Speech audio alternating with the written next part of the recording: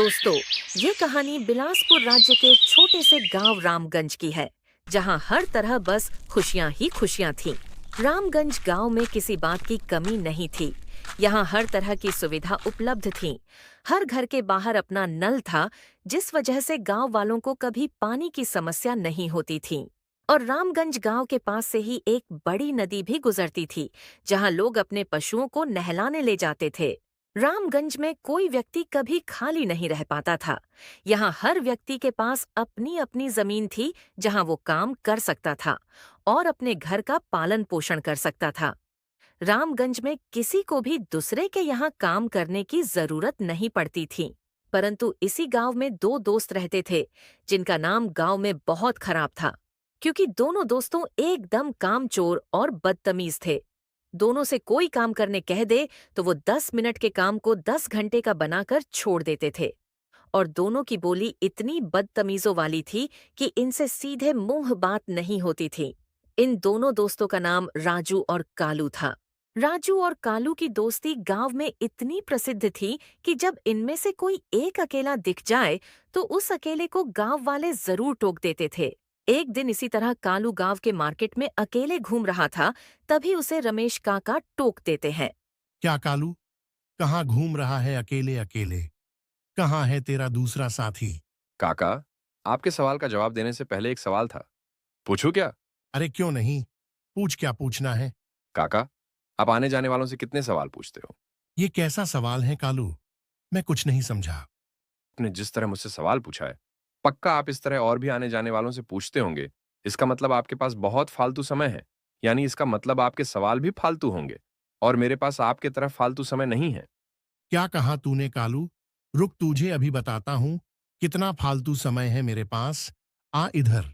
कालू काका के साथ बदतमीजी कर वहां से भाग जाता है।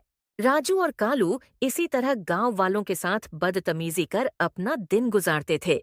पूरे गांव में बस राजू और कालू ही थे जो कोई काम नहीं करते थे। ये दोनों बस यहाँ वहाँ गांव वालों को परेशान करते थे।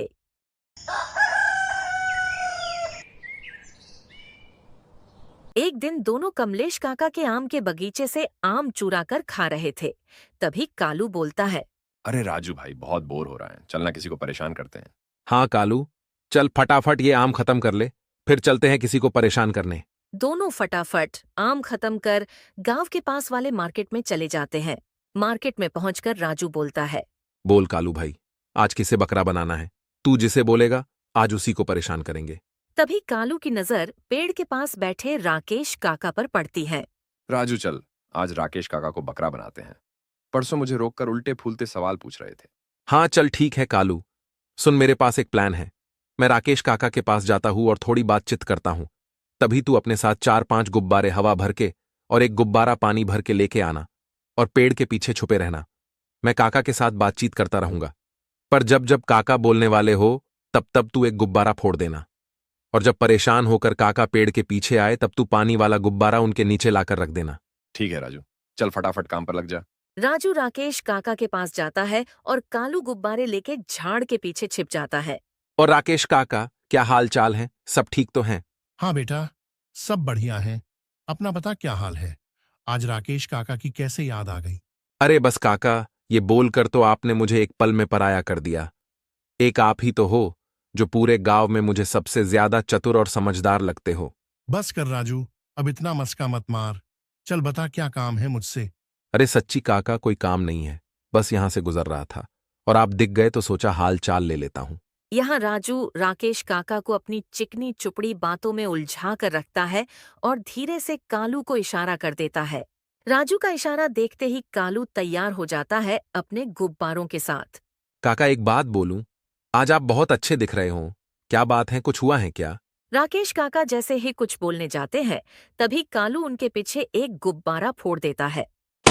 अचानक गुब्बारे की आवाज से डर कर राकेश खड़ा हो जाता है और यहाँ वहाँ देखने लगता है। अरे काका, क्या हुआ? मैंने कुछ गलत कह दिया क्या? अचानक खड़े क्यों हो गए? अरे राजू, तुझे कोई चीज फूटने की आवाज नहीं आई क्या? क्या? किस आवाज की बात कर रहे हो काका? मुझे तो कोई आवाज नहीं आई।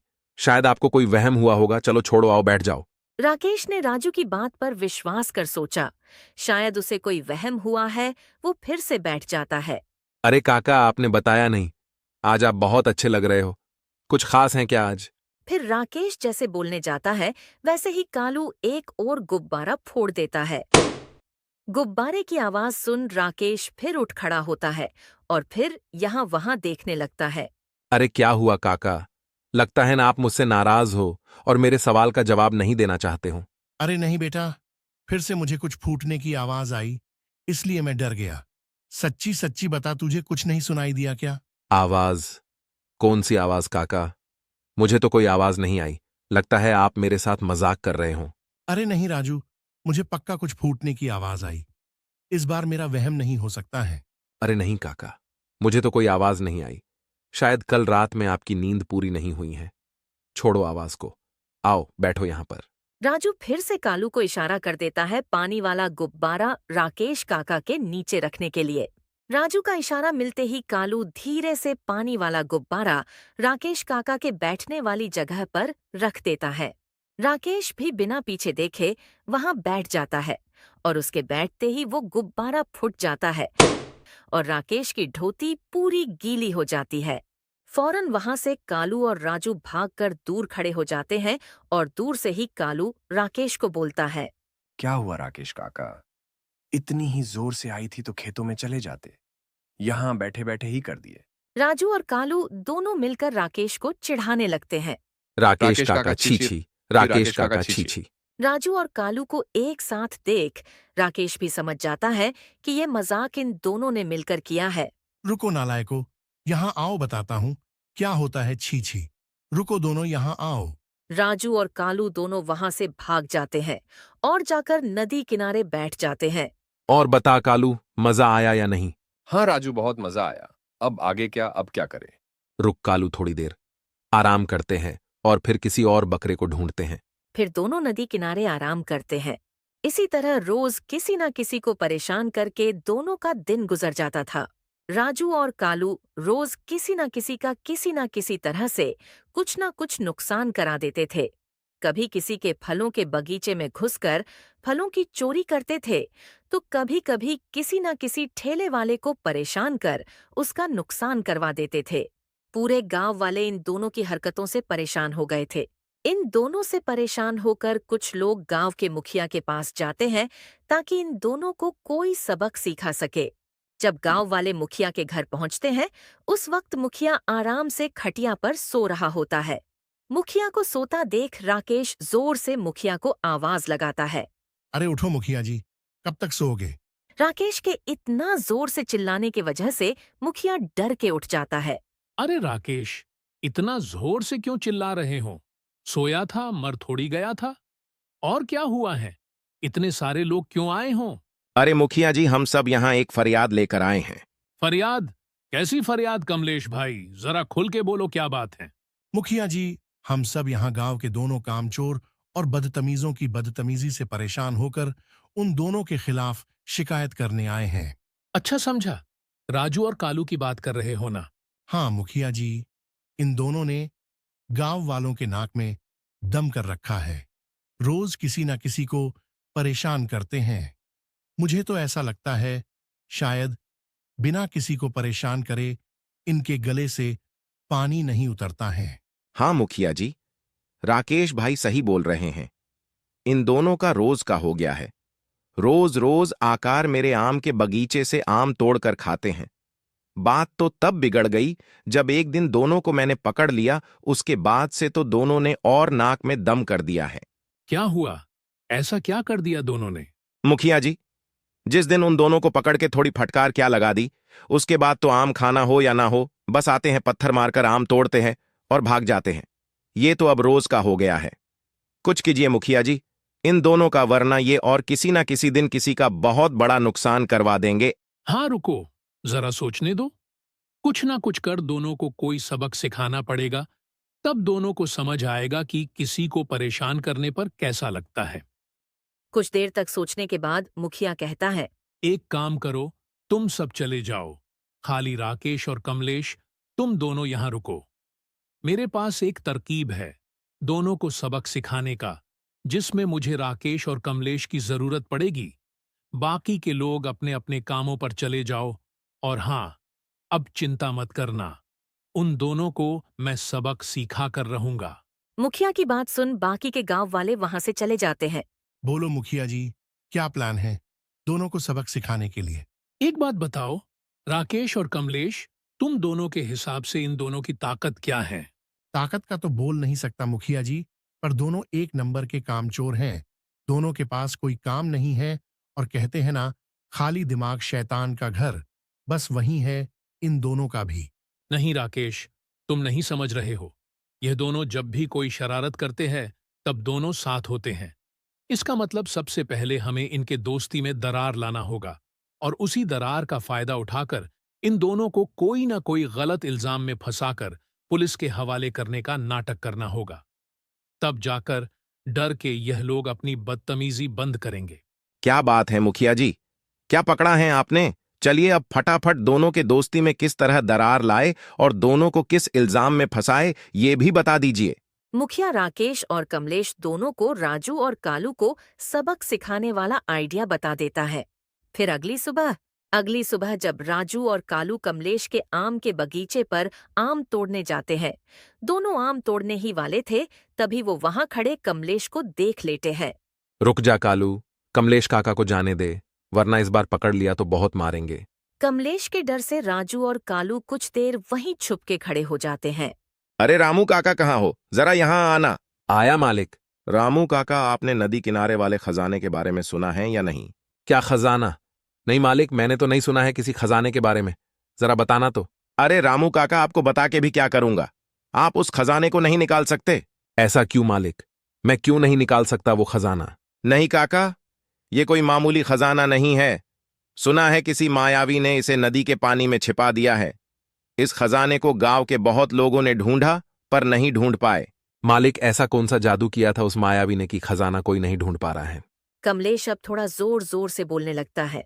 काका, मुझे पक्का तो नहीं पता, पर मैंने सुना है उस मायावी को उसके सबसे अच्छे दोस्त ने धोखा दिया था और उससे वो खजाना चुरा लिया था। उसी गुस्से में आकर मायावी ने अपने दोस्त को उसी खजाने के साथ उस नदी के नीचे दबा दिया है। ये क्या कह रहे हो मालिक? फिर उस खजाने को किस तरह से निकाल पाएगा कोई? रामू काका, उस खजाने को बस एक ही तरह से पाया जा सकता है। उसके लिए आपको आपके सबसे सच्चे मित्र को नदी के पानी में डुबाना होगा। तब जाकर उस मायावी के दोस्त के आत्मा को शांति मिलेगी और खजाना अपने आप सामने आ जाएगा। बाप रे बाप, ये तो बहुत खतरनाक काम है मालिक। मतलब खजाने के लिए आपको अपने सच्चे दोस्त को मारना होगा? हाँ काका, पर मैंने सुना है ये कोई मामूली खजाना नहीं है। जिसको भी ये खजाना मिल जाएगा उसके 7 पीढ़ी तक को कभी काम नहीं करना होगा। इस खजाने में इतने अनमोल अनमोल चीजें हैं उस खजाने में। हाँ, पर मालिक, उस खजाने को पाने के लिए आपको अपने सबसे सच्चे दोस्त को मारना होगा। ये कैसे करोगे? अरे काका, ऐसा क्यों कह रहे हो? मुझे तो मिल ही नहीं पाएगा वो खजाना। ऐसा क्यों मालिक? आपको क्यों नहीं मिल सकता? रामू काका, शायद आपने मेरी बात सही से नहीं सुनी। खजाने को पाने के लिए आपको अपने सबसे सच्चे दोस्त को मारना होगा, और आप तो जानते ही हो मेरा तो ऐसा कोई सच्चा दोस्त ही नहीं है। हाँ मालिक, आपकी बात भी सही है, परंतु इस दौर में सच्चा दोस्त किसी को मिलेगा भी कैसे? राजू और कालू ने कमलेश और रामू के बीच चल रही पूरी बात सुन ली थी और उन दोनों को भी उस खजाने को पाने की लालच हो गई थी, परंतु दोनों ने एक दूसरे को ये बात जाहिर नहीं होने दी। ये सब झूठ है, ऐसा भी कहीं होता है क्या? कुछ भी झूठ झूठ बोल रहे हैं कमलेश काका। हाँ भाई, कमलेश काका बस सुनी सुनाई बात रामू काका को सुना रहे हैं। चल छोड़ राजू भाई, जाते हैं यहां से, आज मूड नहीं कर रहा आम तोड़ने का। राजू और कालू दोनों कमलेश के आम के बगीचे से चले जाते हैं, परंतु दोनों कमलेश काका की बात भूल नहीं पा रहे थे। चलते चलते दोनों गांव के बाजार में पहुंच जाते हैं। गांव के बाजार में पहुंचते ही दोनों को राकेश काका दिखाई दिए, जो एक फल वाले से बातचीत कर रहे थे। चल कालू, राकेश काका को परेशान करते हैं। हाँ राजू, चल राकेश काका को थोड़ा तंग करते हैं।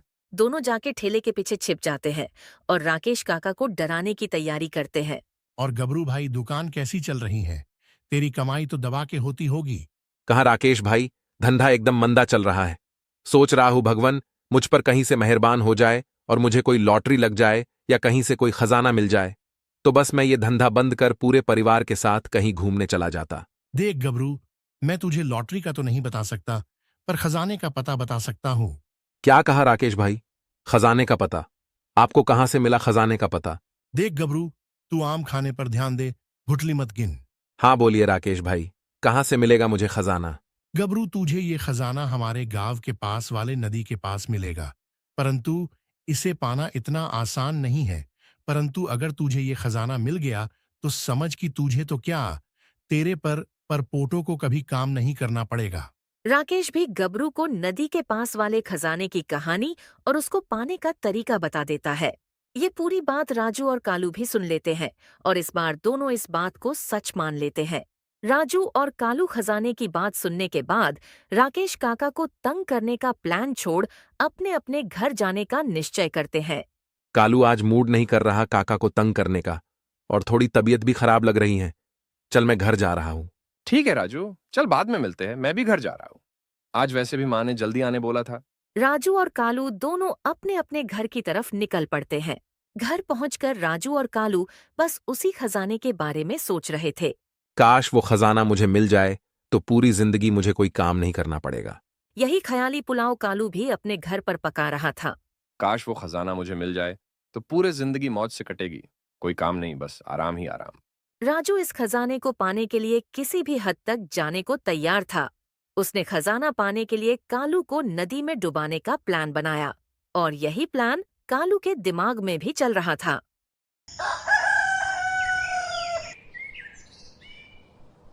अगली सुबह सुबह राजू और कालू दोनों बाजार में मिलते हैं। चलना कालू, आज कुछ नया करते हैं। रोज रोज इन्हीं गांव वालों को परेशान कर करके अब मजा नहीं आ रहा है। हाँ राजू, बात तो सही कहा तूने, चल कुछ नया करते हैं। कुछ सोचा है क्या तूने? हाँ कालू, चल आज नदी किनारे जाते हैं। हाँ चल राजू। राजू और कालू दोनों नदी किनारे जाने के लिए निकल जाते हैं। राकेश भी उन दोनों का पीछा करता है। दोनों नदी किनारे जाकर खड़े हो जाते हैं। आखिर आ गए नदी के पास कालू, और बता क्या करना है? वैसे तो मैंने कुछ सोचा नहीं है, पर राजू मैं कल राकेश काका और कमलेश काका की बातें भूल नहीं पा रहा। वो तुझे क्या लगता है, ये खजाने की बात सच होगी या नहीं? देख कालू, मुझे तो कुछ पता नहीं, पर एक तरीका है जानने का। हाँ बताना राजू, क्या तरीका है? कालू के ये बोलते ही राजू उसे नदी में धक्का मार देता है। राजू नदी में गिरते ही तड़पने लगता है और बचाओ बचाओ चिल्लाने लगता है। तभी तुरंत पीछे से राकेश पानी में कूदकर कालू को बाहर निकाल लेता है और पुलिस आकर राजू को कालू को नदी में धक्का मारकर मारने की साजिश में पकड़ लेती है। मुझे छोड़ दो, मैंने कुछ नहीं किया। मैंने सब कुछ अपने आंखों से देखा, कैसे तूने कालू को नदी में धक्का मारा। तभी पीछे से वहां मुखिया आ जाता है। देखा बेटा कालू, जिस दोस्त के साथ मिलकर तुम पूरे गांव वालों को परेशान करते थे, उसी दोस्त ने आज खजाने के चक्कर में तुम्हें जान से मारने की कोशिश की। हाँ मुखिया जी, मुझे माफ कर दो। आज के बाद मैं किसी को परेशान नहीं करूंगा। कालू पुलिस वाले को राजू को माफ कर छोड़ने कहता है, क्योंकि वो भी यहाँ वही करने आया था जो राजू ने किया। पुलिस वाला कालू के कहते ही राजू को छोड़ देता है। राजू भी मुखिया जी और कालू से माफी मांगता है। मुझे भी माफ कर दीजिए मुखिया काका, आज के बाद मैं भी किसी को परेशान नहीं करूंगा। दोस्तों, इस तरह मुखिया के एक आइडिया ने राजू और कालू को एक बहुत बड़ा सबक सिखा दिया कि लालच के आगे बड़े बड़े मित्र अपनी मित्रता भूल जाते हैं, और दोनों को सुधार भी दिया। दोस्तों, इस प्रकार की और शानदार कहानी देखने के लिए अभी हमारे इस चैनल को सब्सक्राइब कर ले।